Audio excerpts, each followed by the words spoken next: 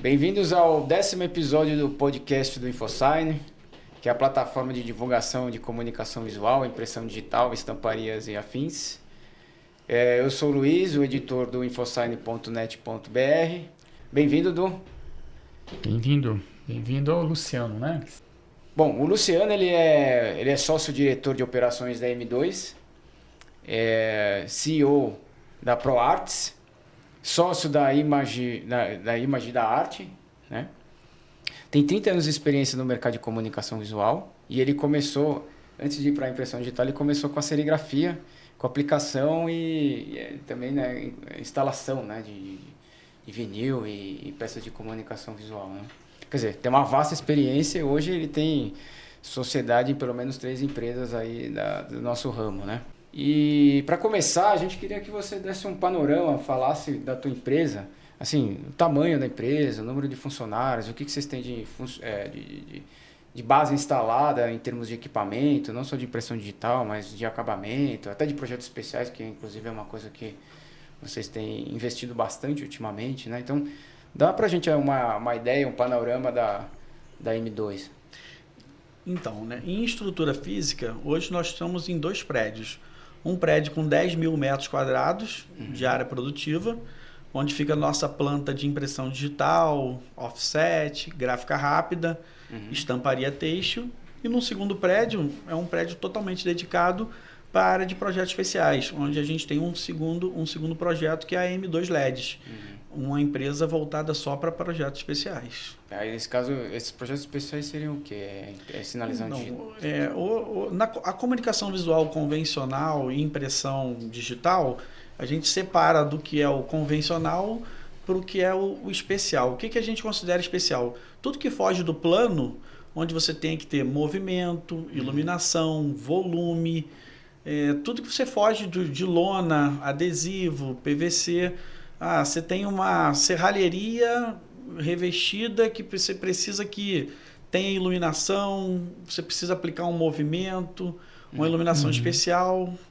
Fala um pouquinho para a gente de projetos que envolvem esses produtos que vocês fazem. Então, hoje na área de mídia exterior, você tem visto isso crescer muito hoje. A comunicação visual de mídia exterior, ela tem a parte estática, né? Onde você só aplicava lona nesses projetos. Você vê isso nas grandes empenas, você vai ver que elas têm criado volume, você tem aplicado volumetria nesses projetos de empena, iluminação, movimento. Grandes companhias como Netflix usam muito essa tecnologia. Então, São as empenas, né? Que são as empenas 3D, e painéis publicitários, né? A gente tem a evolução aí dos LEDs, né? Mas anterior aos LEDs, essa tecnologia está sendo muito bem aplicada para criar movimento nos painéis, né? Tirar um pouco aquela questão de estática, né? Então, nessa você fala volume, né? Que eu entendo como 3D. 3D, né? Aplicação do 3D. Então, a gente começa a ver assim, tecnologias ou processos que já utilizavam no passado que voltam, né? Tipo uma marcenaria, uma pintura, uma serralheria, volta para esses volumes. No passado, antes de você ter as impressoras 3D, você usava o artesão, né? O modelador, fazia aquele todo em modelagem. Hoje a gente adaptou isso com a tecnologia de impressão 3D, para fazer essa volumetria. E vocês têm lá impressão? Sim, temos 2 impressoras 3D de grandes formatos. Além de a gente ter as impressoras menores, nós temos uma Masvit que ela faz até 2,40 m de altura, com volume de até 1,60 m. E outro equipamento chinês que acabou de chegar, também com esse mesmo formato. E você Luciano, faz uma peça de uma pessoa inteira, sem emendas. E Luciano, e aí ligado a isso também a automação. Sim. O grande lance dos projetos especiais é você envolver toda uma cadeia produtiva, onde você tem que envolver arquitetura na hora de projetar, você tem que desenvolver o engenheiro de automação para que automatize tanto a iluminação quanto o projeto elétrico, e você tem a mecatrônica, né? Junto com a engenharia mecânica, junto com a engenharia eletrônica. Nós temos engenheiros lá tanto de automação como engenheiro mecânico. A impressão mesmo é só um mero detalhe, né? Vira um Assim, mero detalhe dentro do projeto, né? Imprimir passa a ser a coisa mais simples do mais projeto. simples, é mais fácil, é Você verdade. tem que alinhar cálculos de engenharia civil também, para fazer cálculos estruturais, são peças que ficam, né, sobre a cidade. Então você tem muito cuidado com peças grandes e pesadas, né? Então, Eu fico imaginando, né, você vê, antigamente você ia num shopping, né, você tinha muito banner, você tinha muito adesivo, né? Hoje você tem projetos diferentes, né? Você tem estruturas criadas lá dentro que fazem comunicação visual, que é aí que entra esses projetos especiais que você está falando, Sim. né? Eu lembro que você estava num projeto que você veio aqui para São Paulo, lá num dos shoppings ali, que era uma vitrine, era uma casa de cristal, alguma coisa assim, né? Então, você vê, né? É uma comunicação visual diferente de um banner que estava lá sempre, né? Porque o grande gostoso disso é que você acaba envolvendo todas as matérias-primas ao mesmo tempo. Você vai envolver madeira, você vai envolver ferro, você vai envolver acrílico, você vai envolver um pintor artístico. Então você acaba somando todas as técnicas junto, né? No projeto especial te dá essa... É muito bacana. Eu fico imaginando o pessoal de compras de vocês, vai ficar louco, né? Antes só comprava lona, tinta e vinil, né? Realmente. Você acaba tendo que desenvolver áreas de compras específicas, porque não dá para acompanhar, né?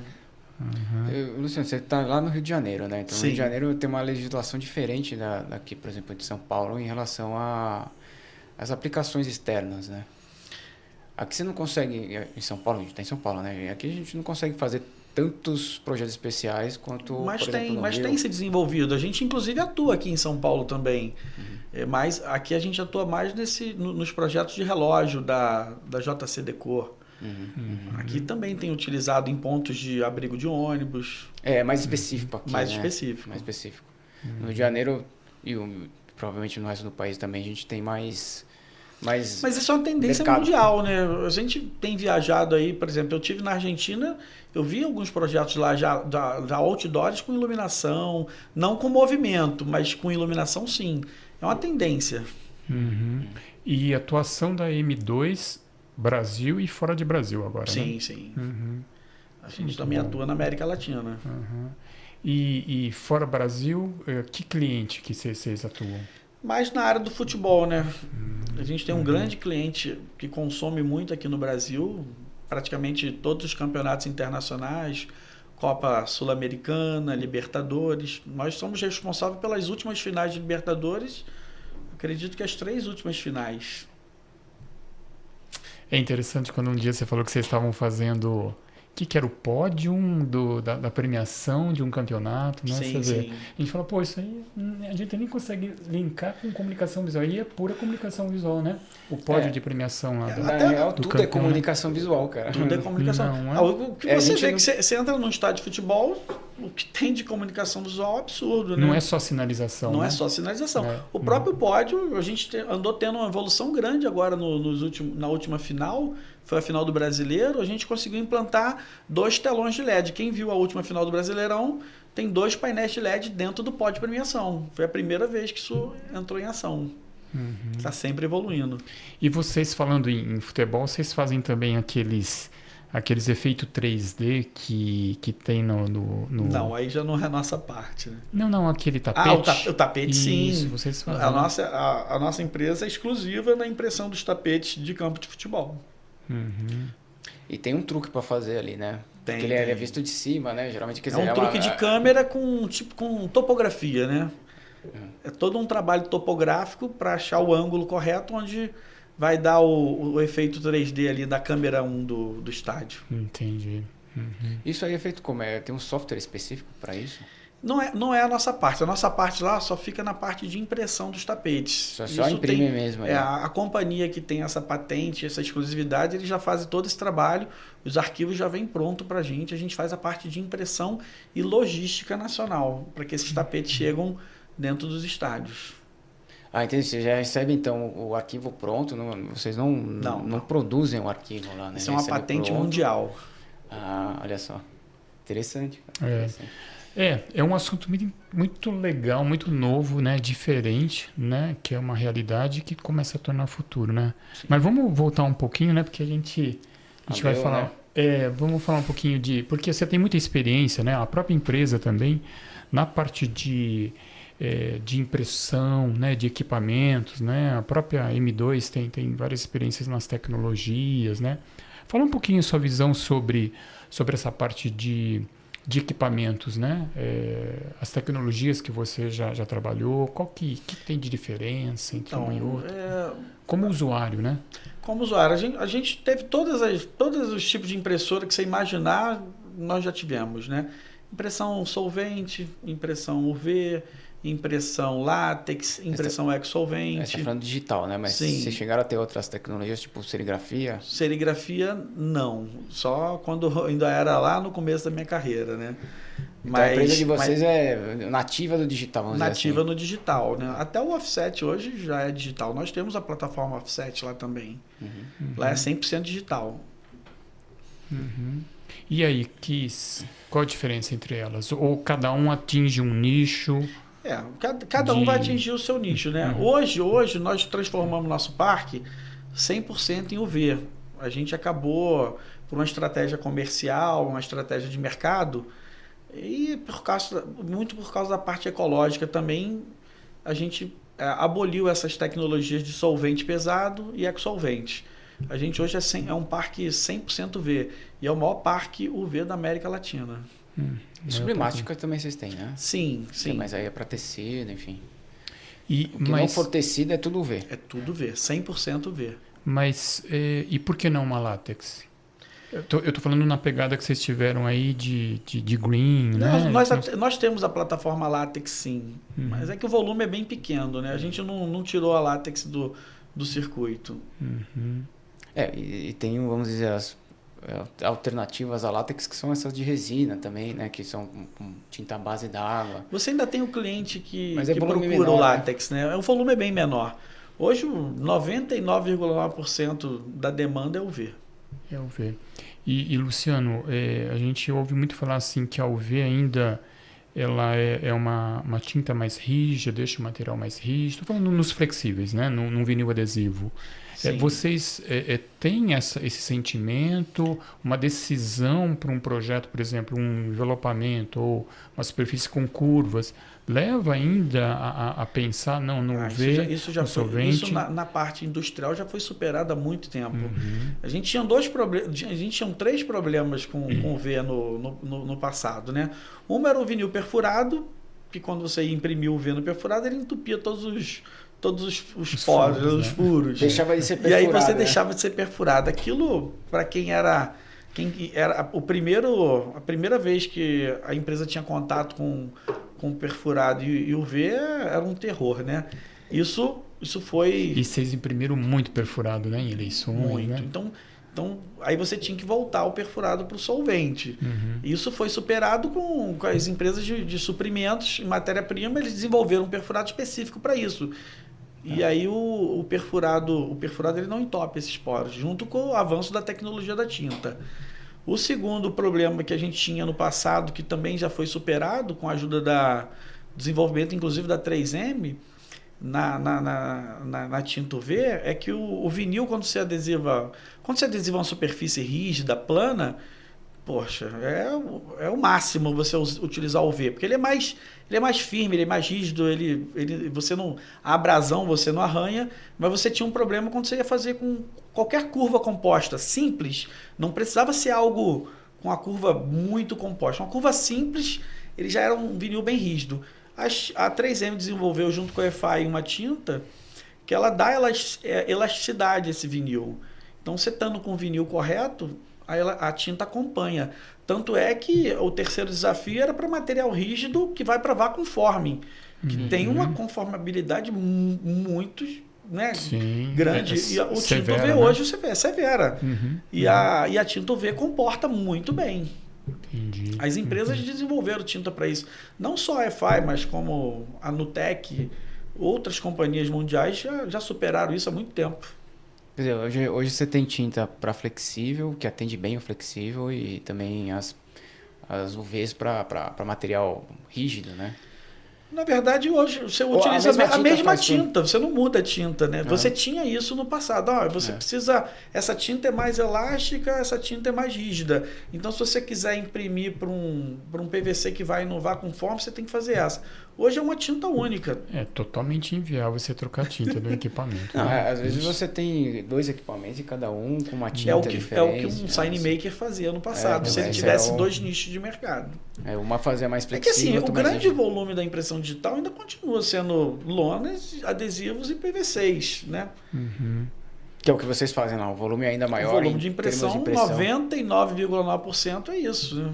Mas a UV te dá a possibilidade de inúmeras superfícies, né? Não, mas 99 o que você está falando é 99 de flexível. 99% ainda é flexível no teu na caso. verdade, assim, de substrato para imprimir. A tinta é a mesma, né? Sim, sim. Você utiliza uma tinta única, mas o substrato que você imprime no UV, ainda o grande volume ainda está entre lonas e adesivos. E são os flexíveis sim. ainda. E PVCs, né? Não, e a impressão direta, assim, não ela... Sim, é Não o que eu tô falando, mas está dentro desse grande volume. Mas placa de PVC é um volume absurdo.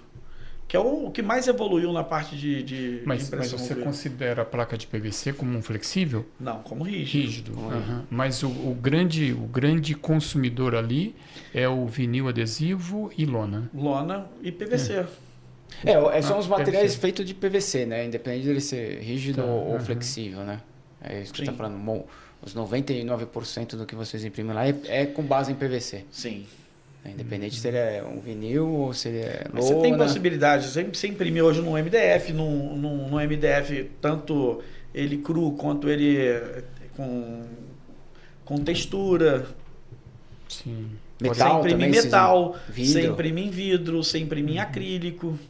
Placas, né? Plásticas, né? Sim. Policarbonato, Mas poliestireno. ainda a porcentagem é baixa desses, se comparado com... Em comparação com o volume que você imprime de lona, adesivo e PVC e PS, é baixa. Acaba sendo até um projeto especial mesmo, né? Quando você Sim, vai falar, sim. vou imprimir em cima de um MDF. É um projeto de impressão diferenciada, né? Vocês classificam ele como se fosse projeto especial nesse caso ou não? Não, mas é uma impressão diferenciada, né? Entendi.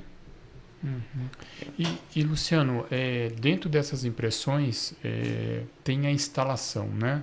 A gente falou, né? Você falou um pouco das tecnologias, vocês migraram para UV, né? Até o porquê e tal, porque a UV começa a atender, né? Todos os nichos aí. E aí tem as instalações, né? Hoje a M2, tendo esses projetos especiais, então ela tem que ter equipes diferentes, equipes que instalam o que a gente já sabe, que é vinil adesivo, uma plaquinha, né? Eu estou falando, por causa a gente participou de projetos que você tinha que apertar parafuso, você tinha que fazer um negócio totalmente diferente do que a gente estava acostumado. Então, hoje você tem equipe multidisciplinar. Você tem que ter profissionais em várias áreas, né? No começo a gente tinha muito... hoje a gente chama de instalador. Antes a gente chamava só de aplicador de adesivos, né? Uhum. O instalador ele ia aplicar adesivos. Hoje ele tem que aplicar adesivo, ele tem que instalar uma lona. Aí você tem uma área técnica que tem que instalar serralheria, o instalador de serralheria que precisa fazer a instalação de serralheria, você precisa do marceneiro que vai fazer a instalação da parte de marcenaria. Aí quando você vai envolver a parte de projeto especial, você tem, muitas vezes o trabalho está em altura, e você tem um alpinista, né? E o alpinista também tem que ser técnico, tem que ter um alpinista eletricista, tem que ter um alpinista bom de ferramental. É bem complexo, né? Você tem que ter instalador para todas as áreas. Eu estou lembrando de um projeto. E aí como é que você faz?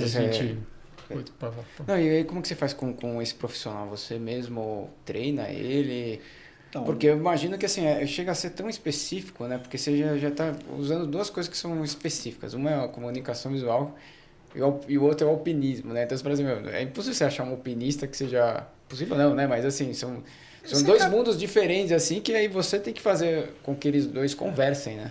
No começo a gente acabou tendo que pegar os alpinistas industriais e adaptá-los à profissão, né? Porque ele, a profissão dele ele é utilizado o alpinismo mais como lazer, né? Não era como a profissão. Então você transforma esse lazer em alpinismo industrial e aí você tem que qualificar o cara dentro da comunicação visual.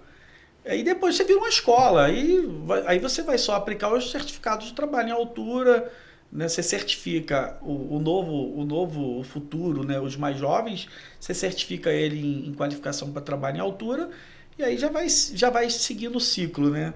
Depois que você forma a primeira equipe, vira uma escola. Só para você ter uma ideia, Luiz, uma vez nós participamos de um projeto onde era a montagem de um cenáriozinho aí para várias lojas, né? E esse cliente ele contratava empresas de comunicação visual. E as empresas de comunicação visual têm uma equipe que sabe instalar uma lona, sabe fazer uma adesivação. Não sei se você está lembrado, tinha que perfurar um perfil de metal e o cara com a furadeira estava usando uma broca errada. Aí vai a nossa equipe para lá para ver, né? Era simplesmente o cara usou uma broca errada que não era de metal e não sabia. Quer dizer, é uma coisa simples, mas não é o perfil dele. O perfil dele é adesivar, o perfil dele é instalar uma lona. Hoje o instalador tem que ser muito versátil, né? Tem que ser, exato. Não, mas é aquilo que você acaba montando uma escola, né, para poder atender uma coisa específica daquele trabalho. Quer dizer, vamos dizer, é tão especial que você precisa preparar um profissional especificamente para aquilo, né? Sim. Tem muitos profissionais que vêm de empresas que é segmentada, né? Então, o profissional está lá simplesmente, às vezes, só aplicando adesivo, outras vezes só instalando lona. Quando ele vai para uma empresa assim, ampla, que tem muitas áreas, ele se especializa também, né? Falando em segmentado, usar essa palavra, hoje a M2, ela é segmentada? Desculpa, ela terceiriza alguma etapa de um projeto especial? Não, tudo feito dentro de casa. Uhum. Você acha que a tendência das empresas é ter essa solução completa? Não, porque o que acontece? Nós viemos na contramão de tudo que vinha acontecendo no país. Lá nos anos 2000, você tinha grandes empresas e você tinha pouquíssimas empresas pequenas, né? As empresas grandes elas começaram a reduzir sua capacidade produtiva, diminuir de tamanho, e você criou milhões de N signmakers no país, né? Milhares de signmakers no país. Só que todos os signmakers pequenos, cada um ele consegue investir numa certa tecnologia. Esse é mais específico em imprimir ecosolvente, porque ele imprime muita coisinha pequena, etiqueta. O outro ele já está mais voltado para a publicidade externa, ele tem máquinas que imprimem lona em grandes formatos. E cada um vai fazendo o seu segmento. A gente, né, por estratégia comercial, nós estamos ainda avançando e montando um parque completo, justamente que é de nossa intenção, não é só vender para o mercado final lá para os grandes clientes, é apoiar todos esses signmakers do país, onde ele tenha, o cara tem uma máquina de 320 solvente, aí ele não tem a tecnologia UV. Com quem ele vai contar? Uma empresa parceira que esteja perto dele para imprimir seus substratos UV. Aí, às vezes, o cara tem, o signmaker tem a impressora UV, mas a impressora UV dele não imprime com branco. Então, ele só vai terceirizar da M2 a impressão com branco. Ele tem impressão digital, mas ele não tem offset. Ele precisa de um parceiro para terceirizar offset. Então, nós montamos um parque muito completo para apoiar para ser parceiro das empresas que não têm todas as tecnologias. Porque o cliente vai bater nele lá. Quando o signmaker que ele é envelopador de automóvel e ele tem uma impressora de 1,60 m, ecosolvente, por exemplo, atende para envelopar veículo. Mas quando um cliente pede ele uma lona de grande formato, ele não tem uma mesa capaz de fazer uma lona gigante, então ele pode contar com a M2. Então, a nossa pegada é essa, é o parque gráfico com todos os processos. Claro que é difícil você ter tudo, mas a gente tenta, tudo que tem de novidade, a gente vai tentando implantar no parque gráfico para atender os próprios parceiros do mercado. Entendi. Então vocês têm os clientes os clientes finais que vocês atendem em todos os processos e ajudam o mercado de comunicação visual, fazendo só impressão, fazendo só, sei lá, sublimação. Sim. Quantos clientes de vocês, assim, em porcentagem, esse grupo faz parte desse grupo que é de signmaker menor e que terceiriza, compra serviço de vocês? Hoje já faz parte de 20% do nosso faturamento. Entendi. Mas em quantidade de cliente ele já é maior do que o cliente. Porque, por exemplo, uma grande companhia faz uma campanha e você fecha R$1 milhão num único projeto. O outro signmaker ele vai te fazer um orçamento, às vezes é R$100, R$200. 50 mil reais. E você Varia, deve né? atender também, por exemplo, eu sou aqui um SciMaker, eu estou com um projeto nacional. Eu posso te chamar lá para o Rio para você fazer para mim. Com Né? certeza. Isso aí é muito comum, né? A nessa M2 está jogada. aberta a todas as parcerias nacionais. Uhum. E vocês têm vários clientes, né, Sim. de amplitude nacional. E quando vocês têm esses clientes de amplitude nacional, vocês também fazem essa terceirização ou fazemos- vocês têm equipe no Brasil inteiro? Fazemos terceirização com os parceiros. Uhum. Essa é a grande jogada. Uhum. A gente tem atuação, por exemplo, no Nordeste. Não vale a pena, às vezes, você mandar alguém lá para o Nordeste, a não ser que o projeto seja muito grande. Hoje, nesse final de semana, a gente está montando a final Flamengo e Botafogo da Supercopa do Brasil lá em Belém do Pará.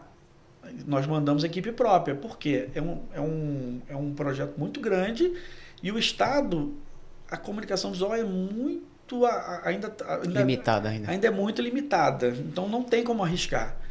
Mas em estados que a comunicação visual é bem atuante, e às vezes o projeto é pequeno, às vezes é simplesmente você fazer uma parede, não tem como você deslocar um funcionário para essa região. Aí a gente atua com parceiro local.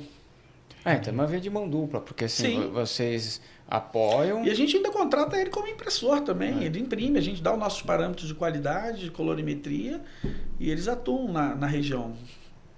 É interessante isso, porque você pode, se você apoia, e aí quando você precisa, você também tem um parceiro lá que Sim. pode te apoiar. Essa né? é a pegada. Porque aí vai depender, de novo, porque nosso setor, eu até falo bastante, ele não é um setor de indústria. Ele não, digo assim, ele não é um setor industrial que você faz as coisas em massa, né? Verdade. É, Vem diminuindo. é muito mais um serviço, as né? tiragens vem diminuindo a cada ano, né?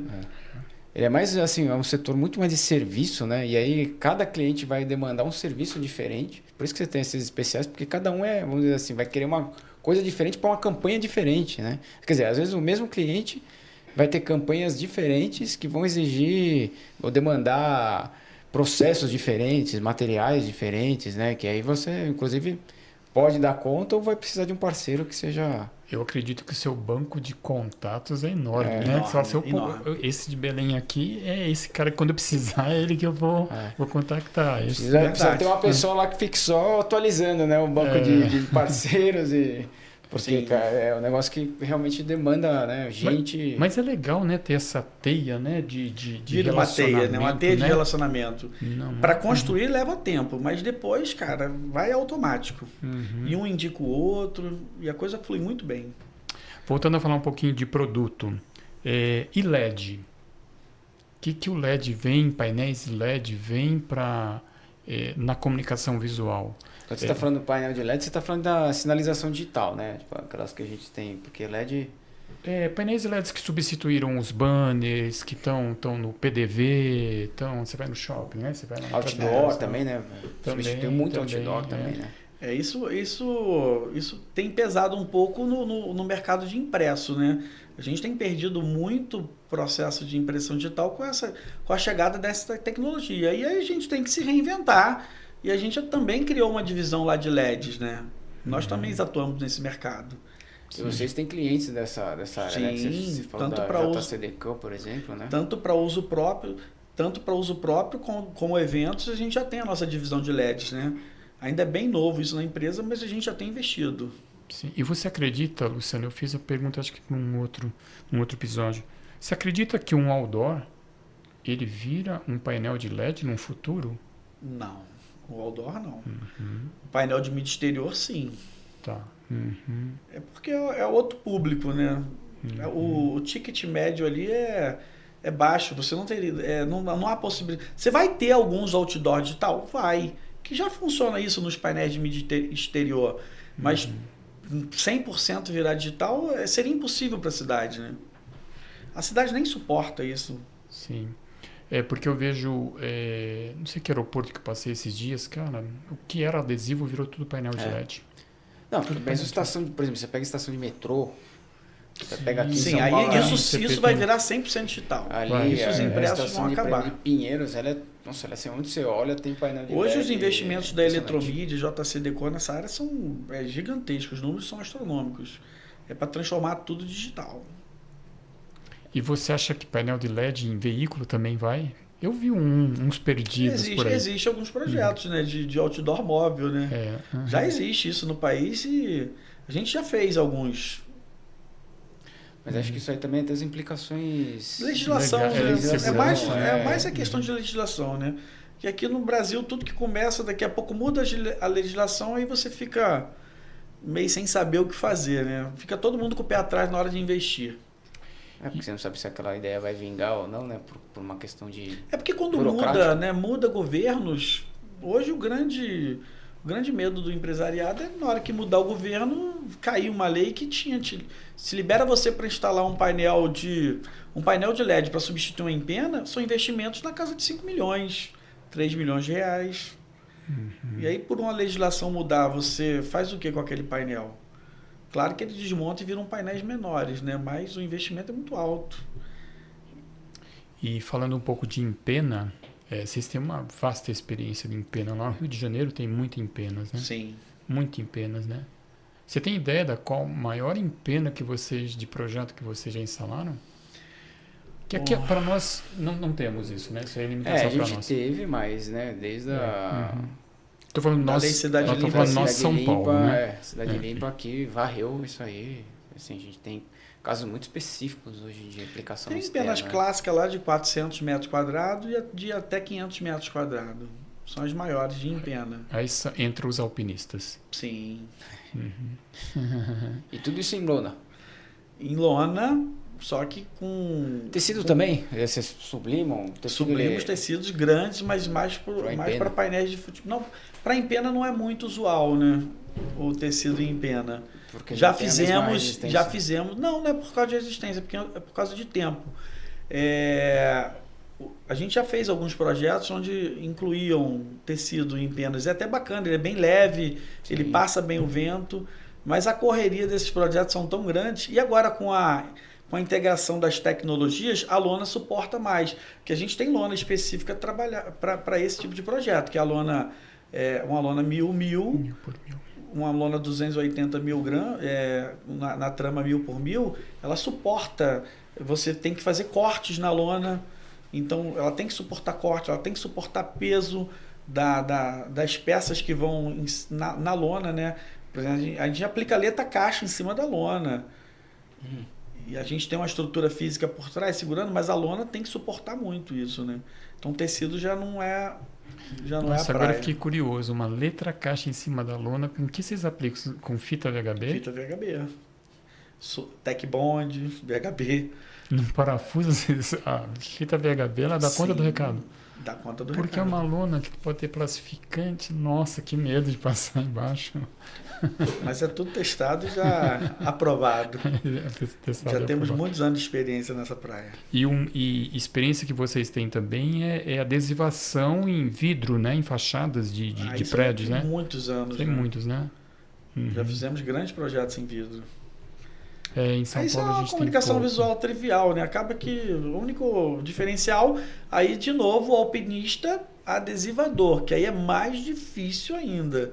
Você ser um alpinista e adesivador é bem diferenciado. E é onde era a minha praia, né? Era a tua praia, né? E tá se fazendo muito no Rio de Janeiro? Não, diminuiu muito. No passado tinham mais fachadas. Luciano, agora uma dúvida aqui é a seguinte. A gente está falando de... Eu acho que é um fator complicador, né? Você fazer uma coisa tão específica que você precisa treinar a pessoa, você precisa, né, formar aquele profissional. Isso só se aplica nesses casos de projetos especiais ou se aplica até, por exemplo, na parte de impressão? Assim, como é que é o pessoal? Em toda a cadeia você não precisa... tem gente assim que... Não, porque assim, hoje falta formação, uma escola que formasse esses profissionais, né? E mesmo que você se forme numa escola, na prática a coisa é diferente, né? Então, a empresa quando ganha corpo igual a M2, ela acaba sendo uma escola, né? Você tem os profissionais, aí você pega a juventude, você tira eles lá de um Senai que acabou de se formar num curso técnico e você vai preparar essa galerinha para ser o futuro, né? Os que vão substituir os impressores vão virar gerentes, vão mudar de setor, vão evoluir, vão criar um novo setor, vão para uma nova filial. A empresa, quando ganha corpo, você consegue fazer essa formação interna, né? Então, isso já é cultura de vocês. Já é cultura, assim, já é nossa cultura. Assim, nem adianta, nem vamos pegar. Quer dizer, a gente até vai para o mercado ver quem tem mais ou menos um preparo, mas aí a formação mesmo é interna. Se você contrata também profissionais qualificados e preparados, mas a grande maioria entra na empresa para aprender do zero. Interessante. Eu estava pensando aqui, empresas que fazem o PDV, eles já começam a ter essa complexidade, né? Porque tem PDV somente um acrílico, tem PDV que tem madeira, tem acrílico, tem impressão. Ela é uma empresa que começa a ter a necessidade que vocês têm, né? De colaboradores mais abrangentes, né? Em processos, em instalação, porque tem uma dificuldade que é inerente mesmo, assim, porque como a gente está lidando com tecnologia, a tecnologia está sempre andando, então mesmo que você tenha um profissional já preparado para aquilo, se ele não tiver uma formação contínua, vamos dizer assim, um treinamento contínuo, ele fica para trás, né? Mesmo a gente falar de impressão, né? Assim, se a gente comparar as primeiras impressoras de 20 anos atrás, por exemplo, com as impressoras de hoje, as de hoje fazem muito mais, diferente, né? Assim, você imprime muito mais substrato, elas são muito mais velozes. São muito mais tecnológicas, né? Elas são muito mais informatizadas. É muito mais software, né? Muito mais software. Nesse assunto que vocês estão levando, né? De tecnologia, que elas estão bem mais avançadas. Precisa avançar mais? Falta alguma coisa? Você que é usuário. É o sentido natural, né? Ou velocidade, falta ser mais velocidade, veloz, hoje em termos de qualidade, a gente já chegou num ponto que não precisaria evoluir mais em termos de pontuação gráfica para você ter a qualidade do impresso. Mas em velocidade, ela vai evoluir muito ainda. Sério? E as impressoras já estão muito velozes. Então, vocês têm impressoras bem rápidas. Nós temos impressoras velozes, e olha que a gente investiu numa capacidade produtiva além do que nós precisávamos, mas isso aí quando você vai adquirindo mais carteiras de clientes, cada vez clientes com trabalho mais urgente, essa capacidade às vezes ainda não dá conta. Então aí a gente renova o parque com impressoras mais velozes, né? Mais tecnológicas. A gente já está pensando nesse futuro. E quando a gente fala de velocidade, que é produtividade, o que realmente influencia? O que é o número de cabeça de impressão? É o software? Sim. O que é o determinante, assim, quando a gente está falando de produtividade em termos de impressão mesmo, né? Hoje, o básico para uma impressora ter robustez e velocidade, a quantidade de cabeça de impressão e o tipo de cabeça de impressão é o que vai dar a produtividade, né? Quanto mais cabeças mais tecnológicas. Por exemplo, nós trabalhamos com a linha da EFI, que é a H5, ela tem 50 cabeças de impressão. Entendi. Isso dá uma produtividade máxima de 500 metros quadrados hora, né? E vocês já pensaram em passar por uma tecnologia, porque mesmo que a EFI tem, que é aquela de única passada. Single pass? Single pass. Isso é a evolução do... Porque acho que o próximo passo em termos de já está nos nossos planos futuros. Porque já você tem single pass que faz impressão em PDV, né? Enfim. Tá dentro dos nossos planos de expansão. A EFI tem, inclusive, tecnologia para isso. A Nozomi, isso, essa mesmo. E aí a gente estamos namorando esse equipamento. Aí a gente fala de equipamento, tinta. Tinta é o que tem, basta. Então, durabilidade, cobertura. Nós temos lá uma cultura de a gente não sair das tintas originais dos equipamentos, né? Por exemplo, se a gente lá nossa linha de grandes formatos e industrial é a linha da EFI. Então a gente compra tintas originais EFI, né? São tintas fantásticas. Existem outras tintas que chegam próximo, são parecidos, são similares, mas a gente tem a política de trabalhar com tinta original. Não, mas a minha pergunta é assim, vocês usam a tinta recomendada pelo fabricante do equipamento, mas ela precisa melhorar ou o que tem hoje O que tem hoje é o suficiente? Não precisa. A gente precisa melhorar no preço, né? A tecnologia UV é um pouco mais cara do que do que as outras tecnologias, né? E acho que é só isso que ela perde um pouquinho. Então a gente falou de equipamento, né? O que precisa melhorar é ser mais veloz. em tinta não precisa melhorar, só no preço que você comentou. Porque tinta ela evoluiu bem, né? Porque assim, na chegada das primeiras UVs, ela era bem isso. Eu lembro que tinha aquela questão de, por exemplo, você imprimir num substrato que era um pouquinho mais flexível. Quando ela craquelava. E ainda tinha aquela coisa também no CLED, né? Que esquentava muito também o equipamento, né? No começo ele era mais complicado. Mesmo lâmpada de mercúrio. Né? Lâmpada de mercúrio. Então essas coisas assim, acho que rapidamente... Evoluiu muito, muito rápido. E substrato? Só para terminar a linha de raciocínio. Você acha que precisa ter substratos melhores para acompanhar essa tecnologia de impressão, de tinta boa que está no mercado?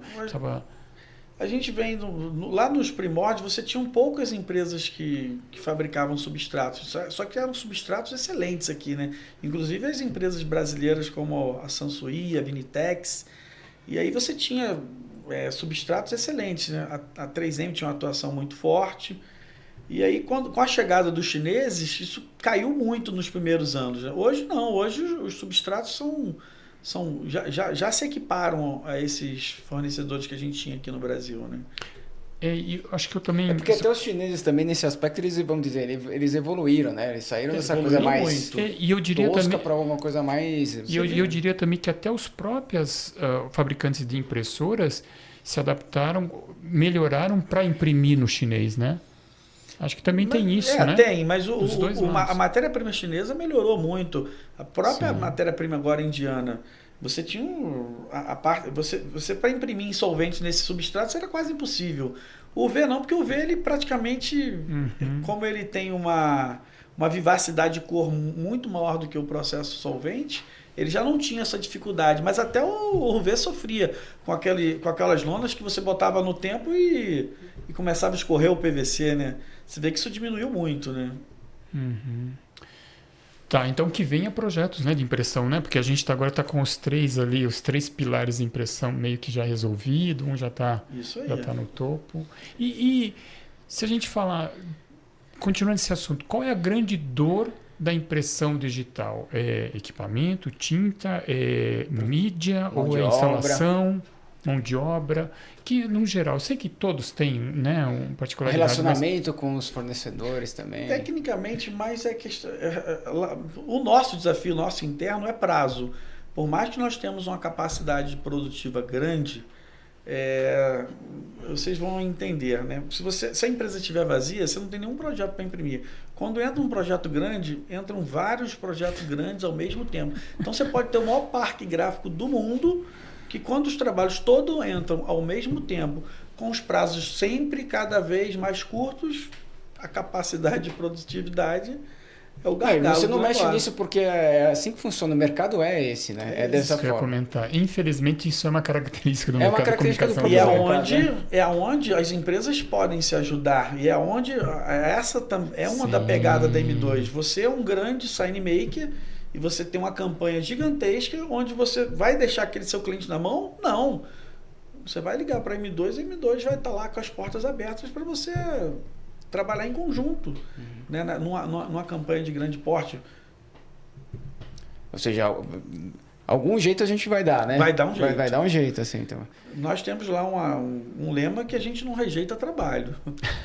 Nós vamos dar um jeito. Não, mas antes de começar, a gente estava ali esperando, né? E eu vi você fazendo isso. Que foi alguém que te ligou, aí você falou assim, não, conversa lá com o fulano e tal, que ele corta para você. E com certeza é um SciMe que precisava cortar pro projeto dele, não é? Sim. Foi, né? Eu junto com o meu sócio lá, o Roberto, a gente não deixa escapar um trabalho. Pode ser sábado, domingo, feriado, 24 horas por dia. E aí, de novo, a importância de você ter esse networking e funcionando, né? Porque numa emergência um ajuda o outro, né? Um apoia o outro ali.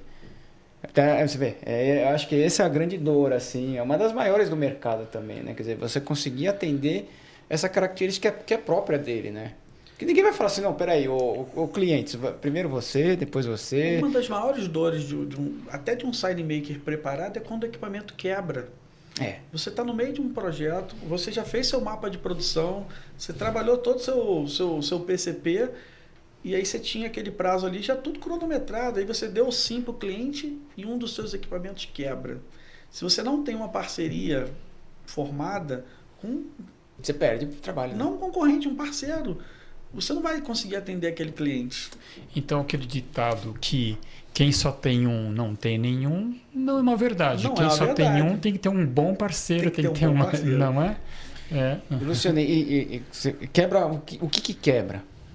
Quando você fala assim, a máquina quebra. Que máquina e o que é? Quais são essas máquinas e o que é que quebra? Todo equipamento ele tem a tendência de parar por algum motivo, né? Pode ser uma pane eletrônica, como pode ser uma pane mecânica.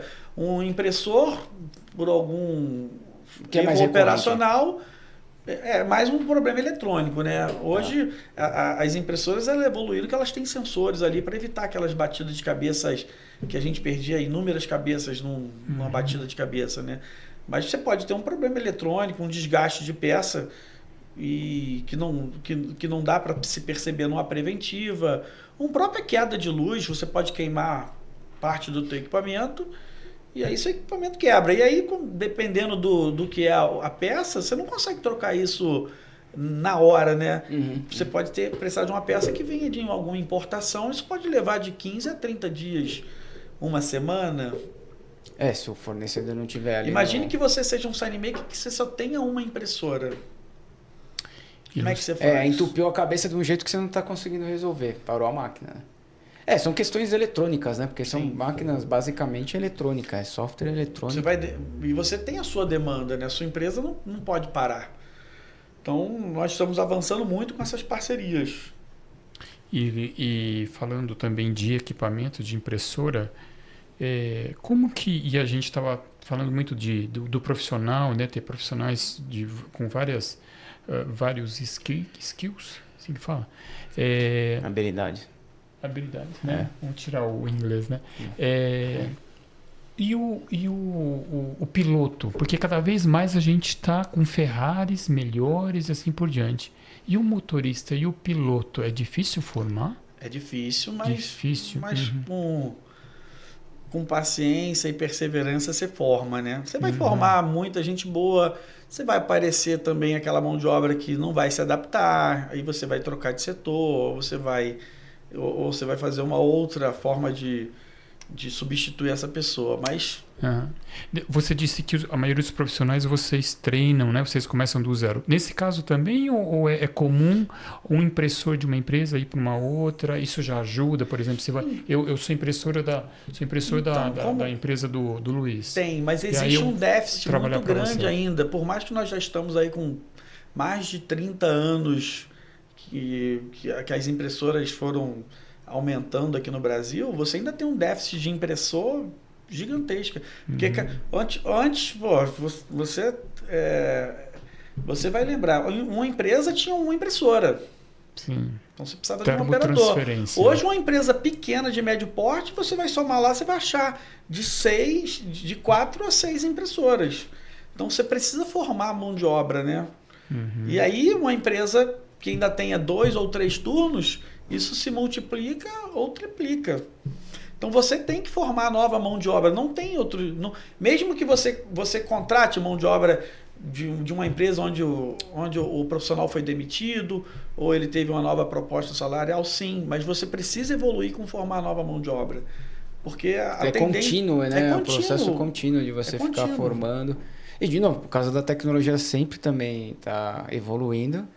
Eles precisam também... Só o que freou um pouco que a capacidade produtiva das máquinas andaram aumentando nos últimos anos, né? Porque senão ia ser bem pior. Uma empresa precisaria de uns 30 equipamentos para dar conta da demanda, né? E não tem escapatória, você vai precisar ter um operador... O processo de single pass, ele vem para diminuir essa questão de mão de obra, né? Sim, mas assim você vai precisar, né? Mas com uma máquina daquela você precisa de 3 operadores. E vai produzir muito mais. Você vai fazer 9.000 metros hora no equipamento daquele 5.000 metros hora. A automatização vem para justamente também dar uma diminuída na mão de obra, né? Quer dizer, nessa demanda por mão de obra, né? Que é difícil, inclusive, de você... Agora, o que a gente sempre se preocupou no nosso mercado é que as impressoras evoluem muito, mas na parte de acabamento a evolução já é bem mais lenta, né? É o gargalo. É o gargalo. Sempre foi o gargalo, né? Apesar que as mesas de corte ajudou muito, né? Foi onde a gente teve evolução foi nas mesas de corte. Porque sem as mesas de corte hoje estaria impossível de você entregar o que essas impressoras imprimem. Ia virar o gargalo, né? A gente trabalhava numa época que as impressoras faziam 10 metros quadrados hora, 20 metros quadrados hora. Hoje as impressoras fazem 200 metros quadrados hora, 400, 500, 1000 metros hora. Nós temos uma impressora sublimática lá que ela chega a fazer 1000 metros hora. E as mesas de corte conseguem acompanhar? Aí você também tem que ter mais mesas de corte, né? Porque elas também não dão, elas não conseguem acompanhar a velocidade. Nós começamos com uma mesa de corte, hoje nós temos 4 mesas de corte. E elas também têm mesas assim com precisão altíssima, né? Assim, tem umas assim que são realmente... Depois que você começa a utilizar, você não tem como voltar atrás. É porque realmente elas entregam um acabamento muito bom, cara. Um negócio assim, em termos de corte. E cada vez mais ter mais, né? Porque você vê a impressora fazendo a demanda. A impressora vai sair, né? A máquina ela tem que... E você ainda tem outros processos, né? Pós o corte, né? Você tem, no caso de lona com ilhóis, ainda tem todo aquele processo que evoluiu, mas não acompanha a velocidade das impressoras, né? Você fazer solda eletrônica, solda a vapor, né? A solda eletrônica não evoluiu tanto, né? Não. Mas não tem como viver sem. Não tem como viver sem. Para fazer lona, né? Ô, Luciano, em termos de tendências, assim, a gente está agora no começo do ano, né, 2025, você tem alguma coisa assim que você tem projetado, só olhando para o resto do ano, acho que vai para esse caminho aqui, falando de geral mesmo, em termos de aplicações, em termos do mercado, tem alguma coisa que você possa falar pra gente, assim, em termos do que vai vir agora em 2025? Acho que a gente vai ser um ano do que já evoluiu e a gente só aperfeiçoar, né? Eu não vejo nada como de grande novidade aí de novidade, não. Eu acho que quer dizer, é aquela coisa de estruturar melhor esses networking, né? Justamente, né? Principalmente, acho que isso é uma das coisas importantes aí que você tocou, que é justamente esse networking, né? Entre as empresas, principalmente, quer dizer, as empresas do setor para se apoiarem. Isso é fundamental. Isso é fundamental. Isso é uma coisa que, além de tudo, é inescapável também, assim, né? A gente acho que não tem como viver sem, né? Para um sign que ele não pode. O cliente bate lá na empresa e ele quer fazer algo que ele entende como fazer e ele não tem equipamento e ele deixar esse cliente escapar, né? Ele precisa ter parcerias. Eu acho isso mais importante ainda para o pessoal que é da instalação, né? A gente tem conversado com muito instalador. Instalador, acho que o trabalho dele muito é calcado nisso, né? Desse networking, assim, né? De cobrir várias empresas, várias demandas, vários trabalhos diferentes, até em locais diferentes, quer dizer, inclusive de clientes fora da região dele ali, né? Ele falou assim, olha, aqui em São Paulo eu posso atender gente que é do Rio, posso atender gente que é do Rio Grande do Sul, por exemplo, né? Quer dizer, isso extrapolar para o país inteiro, né? Eu estava pensando aqui como um cliente final. Vamos supor que eu tenha um produto que tem abrangência nacional e eu tenho pontos de venda no Brasil todo.